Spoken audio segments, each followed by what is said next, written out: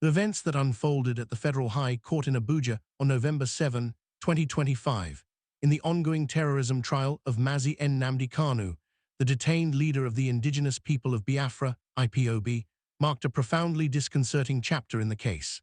Despite the absence of an immediate official transcript of the day's entire proceedings, the actions and pronouncements made in court have been widely denounced by observers as constituting a miscarriage of justice. This report aims to meticulously detail the chronology of events, including the critical pretrial obstructions and the highly unusual legal decisions that culminated in the forfeiture of the defendant's right to present a defense. Courtroom personnel and setting. The session was presided over by Justice James Omojan. Those present included the prosecuting counsel, identified in reports as Adair, and the defendant, Nnamdi Kanu. The defense team consisted of legal associates Aloy and Max, who were officially classified as consultants rather than full defense counsel for the session. The visible arrangement, with Max reportedly dressed as a mere observer and not a lawyer, subtly highlighted the limitations already placed upon the defense team's right to represent Kanu, who has opted to represent himself as his own lawyer and attorney. Pretrial obstruction and public warning. The context for today's contentious session began yesterday, November 6, a crucial preparation day for Kanu. As a self-represented defendant, he attempted to secure and file several applications, court documents, and papers essential for his defense. Kanu is reported to have made a direct request to the officers of the Department of State Services, DSS, at the detention facility for access to these materials, stating their necessity for his case scheduled for today. Anticipating a potential violation of his rights, a critical public statement was released by Kanu's brother, Mazi Kanu, on November 6, 2025. This statement, titled DSS Obstruction May Force Nnamdi Kanu's Absence from Court, Family Warns, was intended for immediate release to the public and the international community. The statement explicitly informed the public that the DSS was deliberately stopping him from preparing his defense in court. It further elaborated, in the last few days, the DSS has made it almost impossible for Mazi Nnamdi Kanu to have proper access to his lawyers, family members, and the key witnesses. The DSS has also refused to allow him to file the court documents he needs for his case coming up on Friday. Because of these actions, Mazi Nnamdi Kanu may not be able to appear in court on Friday, not because he does not want to, but because he has been denied the chance to get ready and defend himself. The crux of the matter, as clearly stated by the family, was that Kanu was prevented from being equipped with the necessary legal papers and documents to mount a defense, a right that was effectively denied to him by the DSS. The commencement of proceedings. The Federal High Court session on November 7 commenced abruptly at approximately 9:33 a.m. Preceding this, a video circulated at about 8:51 a.m. by Mazi Kanu showed the courtroom still awaiting the commencement of the session, with the judge and prosecutor yet to be seated and Kanu not yet present. The rapid start was notable. A tweet from Kanu's legal team at 9:08 a.m. confirmed his arrival, but upon his entry, Justice Omojan and the prosecuting counsel were already in their seats. This circumstance meant Kanu had minimal to no time to properly coordinate with his legal consultants before the proceedings began. The session immediately moved to the central question of defense. The presiding judge asked Kanu if he was prepared to open his defense, indicating that a failure to do so would lead to the immediate stripping of his right. In response, Kanu reiterated his primary demand, which he has consistently maintained throughout the trial. He stated that before he could make any decision regarding his defense, the court was constitutionally obligated to show him the specific section of the Nigerian constitution under which he was being charged, which he had allegedly contravened or broken. He insisted that demonstrating this written law was the fundamental prerequisite to engaging in the defense process. The unprecedented in-court filing and time constraints. Despite the tense arguments, a surprising development occurred around 10:40 a.m. Breaking news from media outlets, including a prominent Nigerian news organization, TVC announced, Nnamdi Kanu finally begins defense in his case. The report confirmed that Kanu had finally complied with the Federal High Court in Abuja's order to open his defense, and, in an extremely rare move, began filing his documents on Friday directly in the courtroom.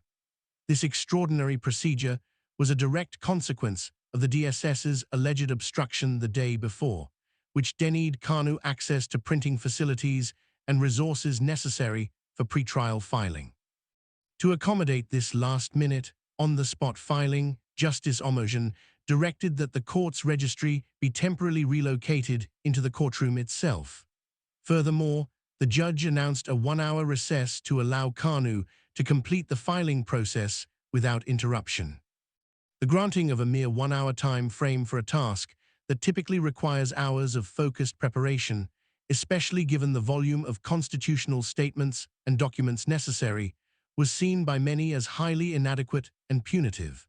The judge was expected to question why the pretrial filing was necessitated in court, but no such inquiry was made.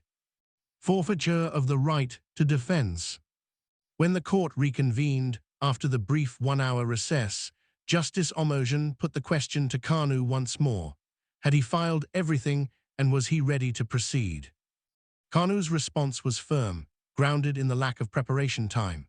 He argued that 60 minutes was simply insufficient, vehemently reminding the court that the DSS had deliberately denied him the opportunity to carry out this extensive task yesterday, which would have been the appropriate moment when he was calm, collected, and mentally stable.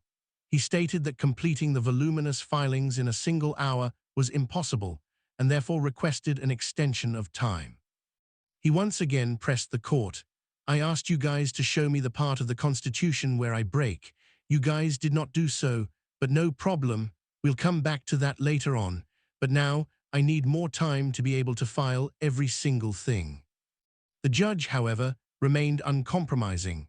Justice Omojan insisted that Kanu's time was up, asserting that the defendant was wasting the court's time and had already been given ample opportunities to file his defense. He then delivered the decisive ruling, stripping Kanu of his right to enter a defense. The judge held that the perceived repeated delays and refusals to open a defense resulted in the forfeiture of Kanu's fundamental right to defend his case. The best course of action, which many legal experts believed was simple and direct, would have been for the judge to issue a query to the DSS, asking for an official explanation as to why the defendant was prevented from filing his defense yesterday. However, this crucial step was omitted, leading directly to the termination of Kanu's defense rights. Observers are left to question if this constitutes justice under the law or a predetermined path. The failure to inquire into the DSS's alleged obstruction before delivering such a drastic ruling has been widely criticized as an express denial of justice. Legal teams, outcry, and constitutional concerns. Immediately following the court's decision, an intense public briefing note was released by Catch Esquire on behalf of Kanu's legal team. The note, detailing what it called today's epic battle between the defendant and the judge, raised grave concerns about the integrity of the judicial process. The judge's actions were described as unprecedented, hostile to fair hearing, and patently contrary to constitutional standards of criminal law. The briefing highlighted 4 deeply problematic issues: inability to state the law, Kanu's repeated demand for Justice Omojan to identify the specific written law under which he is being tried was evaded. Despite multiple direct requests, the judge could not cite any written law defining the alleged offense. The briefing stressed that this violated Section 36(12) of the 1999 Constitution as amended, which explicitly states, "A person shall not be convicted of a criminal offense unless that offense is defined and the penalty therefore is prescribed in a written law." Kanu argued that no conviction could stand without adherence to this fundamental constitutional requirement. Use of a repealed law. The defendant filed a formal motion seeking to expunge his plea on the grounds that the charge itself was founded on a repealed statute. The judge sidestepped the issue and refused to acknowledge that an individual cannot be tried under a defunct law, a position anchored in both Nigerian and international legal precedent. Blocking final written addresses. In an action described as a disturbing first in Nigerian criminal trial history and an aberration, Justice Omojan announced that he would not accept final written addresses from either the prosecution or the defense. Final written addresses are an absolutely mandatory stage of criminal procedure and a core component of a fair trial, serving as the defendant's primary avenue to challenge the prosecution's evidence before judgment. This move stunned legal observers nationwide, who viewed it as a dangerous departure from established protocol. Judgment date, final moments, and appeal outlook. The ultimate consequence of the defense forfeiture was immediately apparent. News reports, including one from Very Nigerian, quickly confirmed that the court had set November 20, 2025, as the judgment date. The news framed the development as Kanu forfeiting his rights to enter a defense, a narrative criticized for being incomplete, as it failed to report the critical context of the DSS obstruction that forced the entire debacle. Justice Omojan's decision sets a decisive and rapid end to the long-running trial, with the ruling on November 20th set to determine Kanu's guilt or acquittal on charges of terrorism, treasonable felony, and incitement. Following the ruling, Nnamdi Kanu reacted with extreme frustration. A journal reported breaking drama in court as IPOB leader Nnamdi Kanu erupts in anger, where he was captured repeatedly shouting at the judge, "Show me the written law," and physically pushing away a DSS official who attempted to restrain him. Video stills capture the intense moment of anger and defiance, showing him protesting the legal structure's operation. Kanu has since been transporting back to the DSS facility. With the forfeiture of his defense rights, the opportunity to meet with his lawyers or family for advice has been revoked, as the case is now simply awaiting the judgment. This sudden conclusion fulfills the prediction that the trial would be rapidly concluded this year. The legal process now pivots entirely to the post-judgment phase. While the immediate outcome on November 20th is feared to be a conviction with a severe sentence, the essential positive element is the right to appeal. Kanu can challenge the judgment at the appeal court. In the interim, his legal counsel, Aloy, has reportedly written to the U.S. government, including to the President of the USA, informing them of the developments in the case.